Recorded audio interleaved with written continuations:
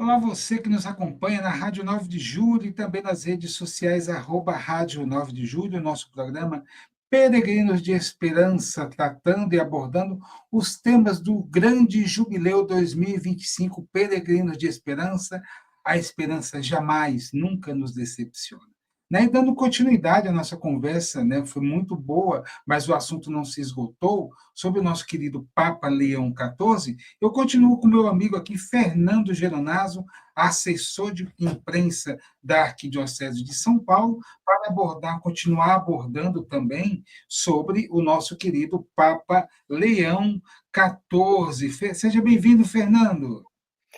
Olá, Fred, mais uma vez obrigado pela oportunidade. Saúdo a todos vocês que nos acompanham.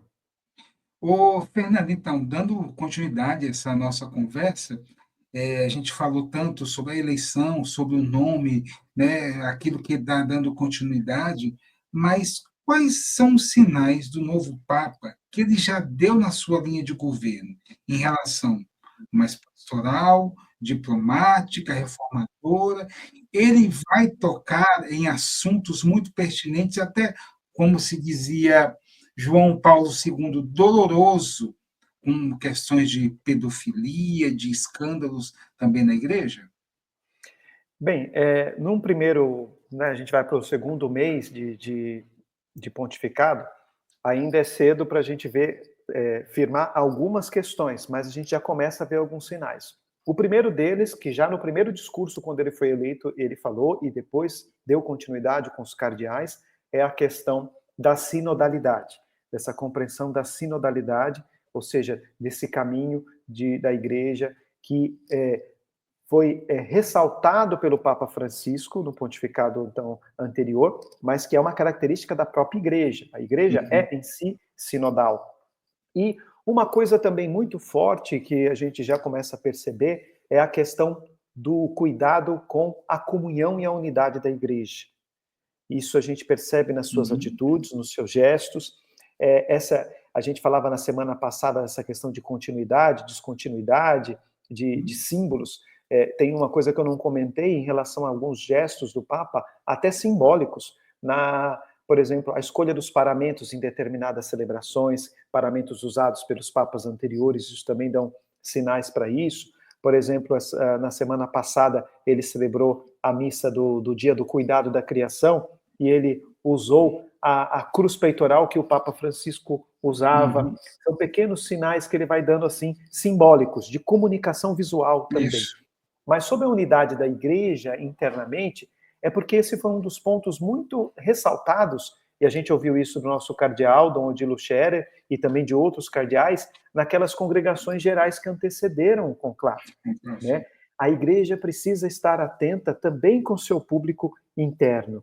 Houve um momento, e de fato o pontificado do Papa Francisco foi importante, porque abriu esse diálogo da igreja em saída para diálogo com o mundo, com a sociedade, e a gente vê o Papa Leão continuando esse diálogo, haja vista, como você mesmo citou na semana passada, ele recebeu o presidente da Ucrânia, colocou a Santa Sé à disposição para o diálogo, também manifesta bastante preocupação com o conflito no Oriente Médio, mas ele tem dado uma atenção especial para essa realidade da comunhão interna. Tem recebido em audiência os cardeais, os chefes de institutos religiosos, para entender algumas situações. Um ponto também significativo do início desse pontificado, que logo nos primeiros dias ele avisou que ele ainda não ia confirmar todos os chefes de dicastérios no cargo, que é Uhum. comum, porque quando o Papa morre, todos os cargos ficam à disposição. E aí, o que vem em seguida, confirma ou não. Ele não confirmou, pediu para que eles continuassem interinamente, para que fosse conversando com um a um para entender a situação dos dicastérios, para poder nomear. Isso é um sinal também de discernimento, um sinal de uma pessoa que a gente já ouviu dessa característica dele, que escuta muito, ele quer entender muito. Mas se eu posso dizer, em resumo, uma coisa que me chama muito a atenção nesse momento desse início do pontificado, é essa atenção com a unidade da igreja. A unidade dos diferentes grupos. Porque a igreja vive um momento, na verdade, não é próprio da igreja, isso é da sociedade, de Uhum. polarização. de influências ideológicas, de um lado ou de outro, de tensões, de desgastes. Infelizmente, a desinformação que circula, né, pelas mídias acaba favorecendo isso, fechando as pessoas para a escuta um dos outros. E isso afeta, infelizmente, a igreja, porque todos nós somos humanos também. E a gente vê no Papa Leão essa necessidade, essa preocupação de fazer os diferentes sentarem. Isso é uma continuidade do caminho de escuta, de discernimento no espírito, que aconteceu nas duas últimas assembleias do Sínodo. E agora há um caminho de implementação. Semana passada saiu um novo documento ainda explicando melhor como vai implementar essa dimensão sinodal na igreja. Mas eu não percebo um pontificado em que as coisas são feitas com pressa. Até porque o fato do Papa ter saúde, ser mais jovem, ter sido eleito com menos de 70 anos, né? Você vai fazer 70 anos ainda esse ano, a gente consegue prever, se Deus permitir e nenhuma intercorrência acontecer, um pontificado longo, né? Maior, pelo menos, do que os últimos dois. Então, a gente percebe um caminho em que ele está preparando as bases, os alicerces, reforçando os alicerces para continuar esse caminho de amadurecimento da igreja, de reforma, porque a igreja é sempre reforma, ela está sempre em reforma desde o seu início, para que corresponda cada vez mais à sua missão evangelizadora no mundo. E você vê realmente como ele abraçou essa missão. É um gesto muito bonito quando ele recebe o anel do pescador ali na Praça de São Pedro, que ele pega, ele é colocado o anel dele, e depois ele fica ali de olho e você vê realmente a fisionomia dele emocionado, né? Mas com uma emoção, mas que a gente vê com um profundo comprometimento, né, na sua missão e de que vai até o fim, com todas as suas forças, desempenhar essa missão, né? Então, o que eu vejo hoje também de fora é que o Papa ele traz uma credibilidade muito grande pela sua experiência pastoral, pela sua experiência de autoridade dentro da igreja, como a gente falou, agostiniano por muitos anos, os agostinianos que são também muito bem formados a nível do seu intelecto, que estudam bastante, têm um noviciado muito puxado de estudos, né?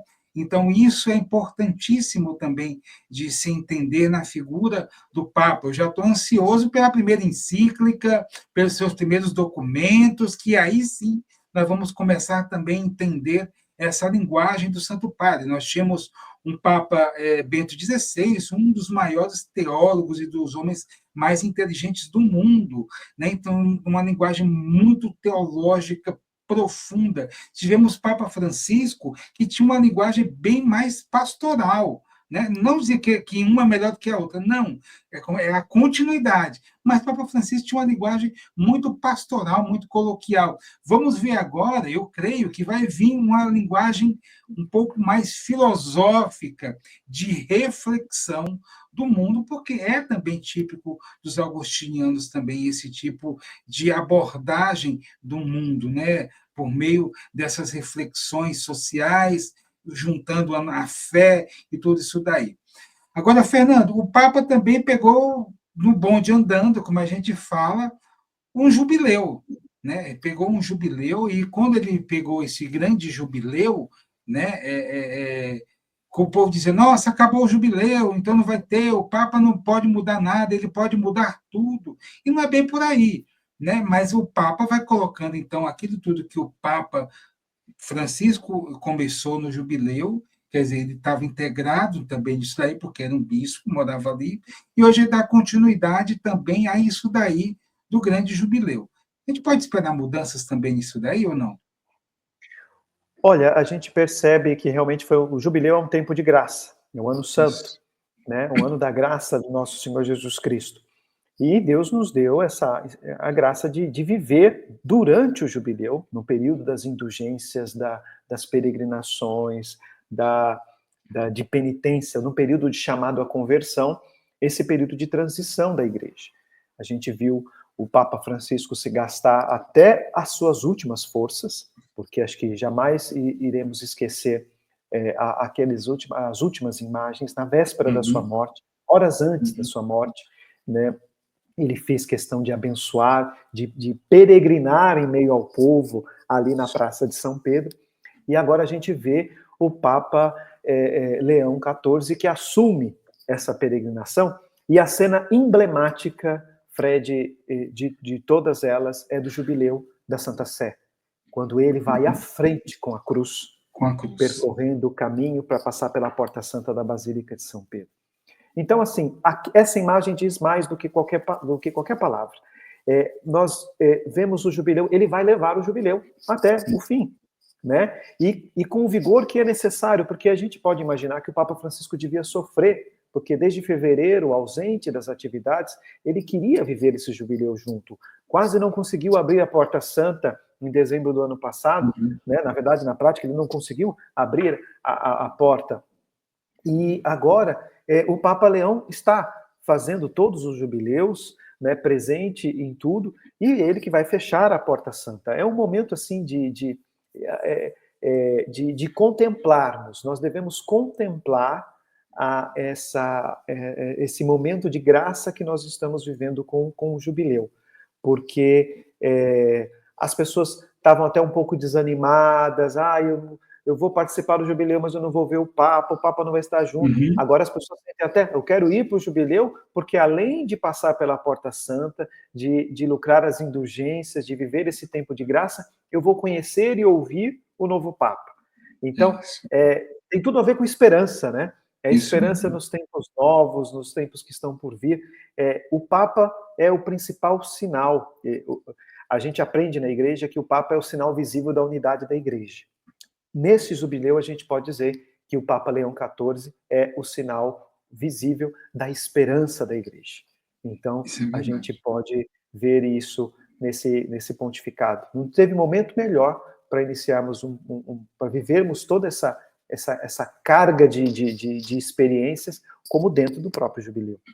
E como você trouxe aí a figura do Papa que pegou a cruz e levou até o fim, ele também é um momento que foi belíssimo no Corpus Christi, onde ele retoma a tradição de sair dali de São João de Latão até a Basílica de Santa Maria Maior, e que ele foi caminhando, levando o ostensório e aquela multidão de pessoas atrás, né? Então, isso são sinais de esperança, né, que nós estamos junto com o Papa, professamos a nossa fé na igreja, estamos juntos com o Papa, e o Papa está ali levando o Cristo crucificado, mas também ressuscitado e presente no nosso meio, né? Então, são gestos realmente que marcam. Qualquer atitude do Papa, os gestos dele têm por trás realmente um grande impacto na vida de nós católicos e na sociedade. Isso faz parte, porque uma coisa é eu estar resfriado, outra coisa é você estar resfriado, outra coisa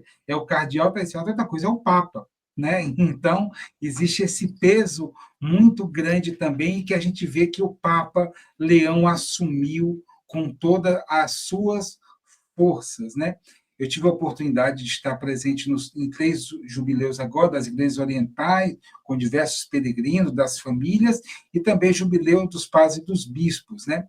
E a gente já vê que realmente o Papa Leão teve algumas determinações dele, que a gente chegava lá, tudo que estava previsto, a gente dizia, nossa, gente, então vai ter isso, mas pode mudar, porque realmente a gente via que era a intenção do Papa mudar algumas coisas, como foi, as audiências estavam um calor fortíssimo em Roma, e o Papa fez questão de mudar tudo para dentro da Basílica. E a gente sabe que quando existe essa mudança, mexe muito com a logística, porque a Praça de São Pedro, você vai colocando gente ali, vai levando, via da conciliação, então cabe muita gente. E quando vai para dentro da Basílica de São Pedro, é mais restrito, porque existe a delimitação de espaço, mas o Papa foi muito atento a essa realidade, muito atento, e disse, não, vamos levar para dentro da Basílica de São Pedro, para podermos não passar por essa situação desse calor extremo, vamos mudar.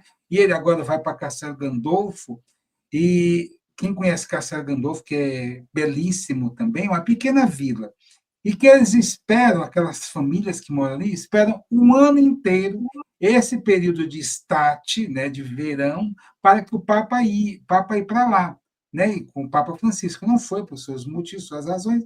Com a volta também do Papa para o Castel Gandolfo, mostra também muito forte o seu compromisso com aquelas pessoas que estão ali, que aguardam, né? Dizem que quando chega o período da noite, Bento XVI também, que tudo se fecha por ali, ele visitava as famílias também dali, né? Então, o Papa que vai colocando, imprimindo também o seu ritmo de trabalho, seu ritmo de vida, como o Dom José Negri, quando saiu, disse, olha, o secretário pegou e disse que o Papa estava exausto, porque ele acabou para reunir com os bispos, ele acabou de sair com os padres, acabou de sair da audiência da Praça de São Pedro, atendeu não sei quantas pessoas, ele dali saiu, atendeu um outro grupo, antes de chegar e contar com todos que estavam reunidos na Praça de São Pedro. Então, um ritmo exaustivo, frenético de atuação do Papa, mas não podemos esperar um pouco, nem mais nem menos, mas é o atleta, né, que também está ali lutando e mostrando também as suas forças no seu trabalho.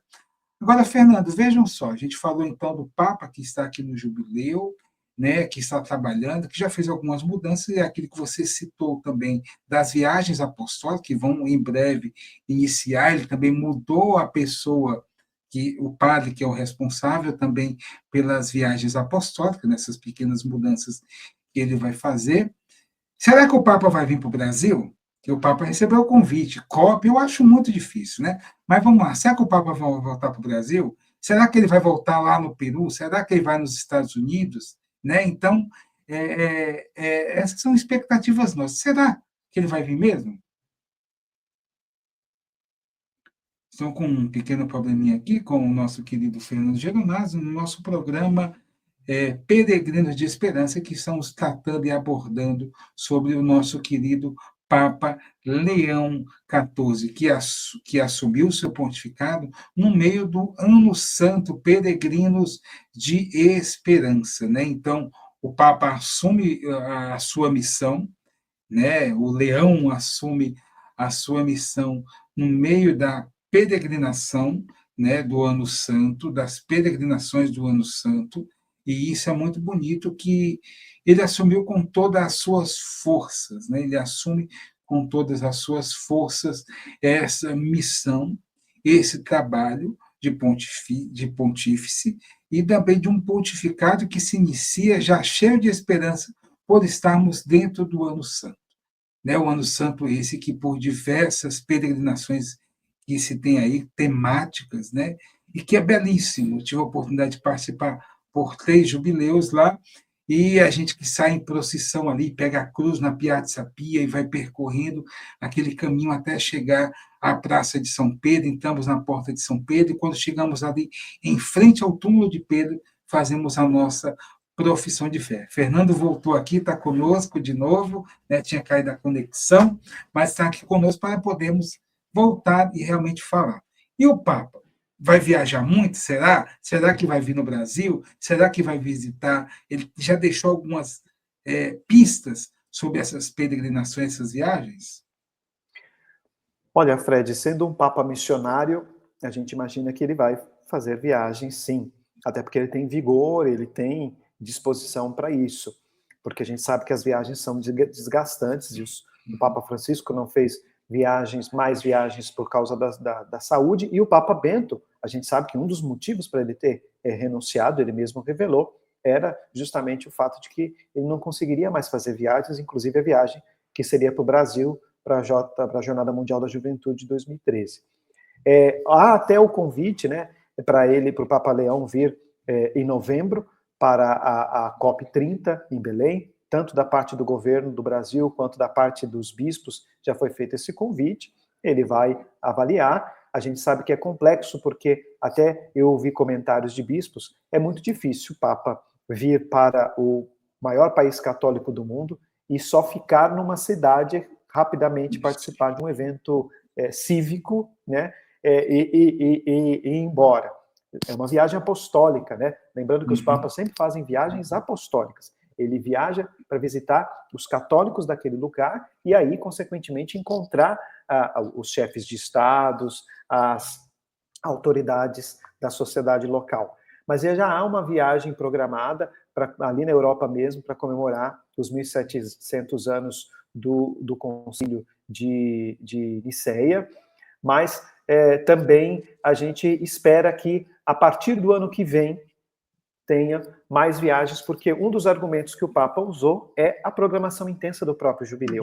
Então, as pessoas vão a Roma para também ver o Papa. Então, o Papa quer celebrar o jubileu, quer acolher, o bispo de Roma quer acolher os peregrinos em Roma. Então, a gente espera que esse ano ainda não haja muitas viagens, até porque eu lembro que a viagem de 2007 do Papa Bento XVI para São Paulo, aqui na Arquidiocese de São Paulo, foi preparada com mais de um ano de antecedência, porque é muito complexo, né? Justamente para poder acolher da melhor maneira os peregrinos que também vêm.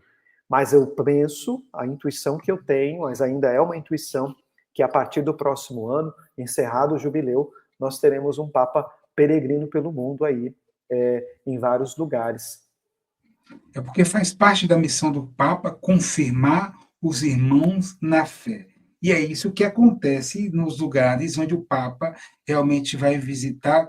E saibam também, gente, que quando o Papa visita um país, é um grande jubileu, é um grande momento de graças que realmente acontecem naqueles países onde existe a visita do Papa. Isso é uma coisa que precisamos ter bem claro em relação à visita, às viagens apostólicas do Sumo Pontífice, né? E esperamos realmente, em breve, discursos, já estamos tendo, mas encíclicas, cartas, né, documentos do nosso querido Papa Leão, para podermos aí sim também mergulharmos nessa profundidade teológica também, filosófica e pensamento do nosso querido Papa Leão XIV, mas que ele já vai deixando muitas pistas, né? Vem abordando muitas vezes o tema da paz, vem também abordando das novas tecnologias, do cuidado interno com a situação da igreja, né? Então, podemos esperar realmente coisas muito concretas, muito presentes da nossa realidade, da nossa igreja. Então, o Papa vem nos surpreendendo a cada dia que se passa, é claro, 2 meses de pontificado, e veja, olha, tanta coisa a gente já tem para falar desse homem, 2 meses de pontificado, e com certeza que será, com a graça de Deus, vida longa ao Santo Padre, muita coisa, mas muita coisa ele ainda vai trazer. Agora, Fernando, trazendo para a nossa realidade aqui na Arquidiocese de São Paulo, nosso querido Dom Odilo esteve também no conclave que elegeu o Papa Leão, né? E ele, por diversas vezes, você teve a oportunidade de acompanhá-lo em diversas entrevistas, onde o Papa Dom Odilo comentou aspectos da eleição do Papa Leão. Traz para a gente, então, esses aspectos, né, esse contexto de conclave onde foi eleito o Papa Leão. Sim, Fred, de fato, o Dom Odilo sempre ressaltou uma coisa. A primeira coisa que ele ressalta é que o conclave, ele é tido com um ar de segredo, de algo secreto, misterioso, mas na verdade o conclave não é nada secreto. O que é secreto são os votos, assim como aqui no Brasil, quando nós vamos votar, o nosso voto é secreto. Mas o rito do conclave, o que acontece dentro da Capela Sistina quando as portas se fecham, tudo isso é conhecido por meio de documentos. Existe uma Constituição Apostólica, onde ele sempre convida as pessoas a lerem essa Constituição Apostólica, que fala sobre o conclave. É só pesquisar lá a Constituição Apostólica sobre o conclave, sobre a eleição do Sumo Pontífice, que vai estar lá as informações. E agora, sobre a experiência dele, né, nas entrevistas, ele sempre falou, inclusive para a Rádio 9 de Julho, que esse conclave aconteceu no clima da maior serenidade. Primeiro, os eventos que antecedem o conclave, após o sepultamento do Papa, já, na verdade, logo após a morte do Papa, já começam as reuniões dos cardeais e as congregações gerais, que, no primeiro momento, trata do próprio funeral do Papa, de como se organiza a igreja no período da sede vacante, sem o Papa. Depois, o Papa sepultado, começa, então, as reflexões sobre o futuro da igreja, o estado da igreja, a situação da igreja atual. Os cardeais não ficaram conversando quem vai ser o candidato, quem não vai ser o candidato. Eles começam o discernimento pensando, como estamos? Como a igreja está? Como o mundo está? como a igreja está dialogando com o mundo? Quais são os desafios da igreja? Quais são as necessidades da humanidade que precisam da atenção da igreja? E aí cada cardeal tem 3, 5, 10 minutos para falar livremente, não tem uma pauta. Eles se inscrevem e aí chega a vez do cardeal, ele vai no microfone e todos escutam, tem tradutores em vários idiomas, Dom Odilo falou que pelo menos de 6 a 7 idiomas, para que todos possam ouvir bem. E eles começam a expor, a partir da sua realidade, a partir da visão que tem, falam sobre a igreja. E a partir disso, os cardeais vão discernindo, vão pensando. Então, o próximo Papa precisa ter um perfil assim, assado, dessa forma, de outra forma, para poder corresponder a essa missão. E aí, é claro, que conforme vai amadurecendo isso, eles vão observando os cardeais e percebendo quem poderia ter, e é sempre algo feito diante da sua própria inconsciência diante de Deus. Nada, o próprio Dom Odilo brinca, não há chapas, não há comícios, não há candidatos, é isso. E aí chegou um momento também nessas reuniões que os cardeais até ousavam dizer, olha, eu sei que está entre nós o próximo Papa, não sabemos ainda quem é, mas ele está entre nós. Então nós já queremos manifestar a nossa fidelidade, o nosso apoio, a nossa obediência, a nossa comunhão, e queremos dizer, olha, conte com a gente, né? E aí, depois houve o conclave. No conclave, o que eles fazem dentro do conclave? Eles votam e rezam. Eles entram no conclave, aí tem momento de oração, aí eles votam, em silêncio, contam os votos. Chegou até os 2/3 do voto necessário para eleger um pontífice, fumaça branca, é eleito o Papa. Claro que aí eles perguntam se a pessoa aceita e a partir disso, então, segue aquilo que nós já sabemos. Se não chegou aos 2/3 dos votos, queimam aqueles votos, que sai a fumaça preta, eles voltam a rezar e aí, de novo, começa uma nova votação. É uma celebração, é uma liturgia. Isso, então, e Dom Odilo sempre ressaltou, até que foi muito mais tranquilo do que o conclave de 2013, que elegeu o Papa Francisco. Por que ele conta isso? Porque o conclave agora aconteceu depois do falecimento do Papa Francisco. O conclave anterior aconteceu após a renúncia do Papa Bento XVI. Então, todos foram pegos de surpresa e aquela questão de há uma atenção maior para a igreja, porque o Papa Bento XVI deu sinais para os desafios da igreja. Um dos argumentos dele na carta de renúncia era dizer, olha, precisa de um Papa com vigor maior para enfrentar as necessidades desse mundo. Então isso gerou uma tensão. E agora, o senso de responsabilidade. Eu sempre digo que os cardeais não ficam tensos de, será que eu vou ser eleito? Porque não é algo que eles ficam pensando. Não passa na cabeça de um cardeal que ele vai ser eleito ou que ele queira ser eleito. Claro que o fato de ser cardeal, ele sabe que pode acontecer isso. Mas a atenção que passa é o senso de responsabilidade. Eu participo da escolha daquele que vai conduzir a igreja. Então, me foi confiada por Deus e pela igreja a missão de colaborar nesse processo. Então, esse senso de responsabilidade é muito grande. E nesse conclave as coisas foram acontecendo, os votos foram vindo, até que chegou a eleição do Papa Leão. E a gente vê no semblante dos cardeais, nas entrevistas, nas declarações, aqueles cardeais que dizem ser do lado A, do lado B, de uma extrema ou de outro extremo, a gente vê todos eles felizes, porque foi escolhido o Papa que Deus quis, porque eles foram inspirados pelo Espírito Santo nesse processo humano de escuta, de diálogo e oração. Que maravilha. Olha, Fernando, estamos chegando ao fim do nosso programa, essa série de 2 programas tratando sobre o nosso querido Papa Leão. Com certeza vamos voltar com esse assunto futuramente contigo e vamos fazer também abordagens maiores, né? Como a gente faz nos governos, né? Os 100 anos de 100 dias e tal. Quem sabe a gente pode fazer daqui a pouco os 100 dias aí também do nosso querido Papa Leão. Então, quero te agradecer muito, uma alegria ter você conosco aqui, nos esclarecendo bastante sobre o nosso querido Papa Leão. Eu que agradeço, estou sempre à disposição. Um abraço para todos vocês que nos acompanharam nesse bate-papo. Muito obrigado, então, você que nos acompanhou na Rádio 9 de Julho, e fica até nosso próximo programa, que vai vir muita coisa bacana Não percam a esperança nunca, e muita coisa bacana vai vir no nosso programa Peregrinos de Esperança.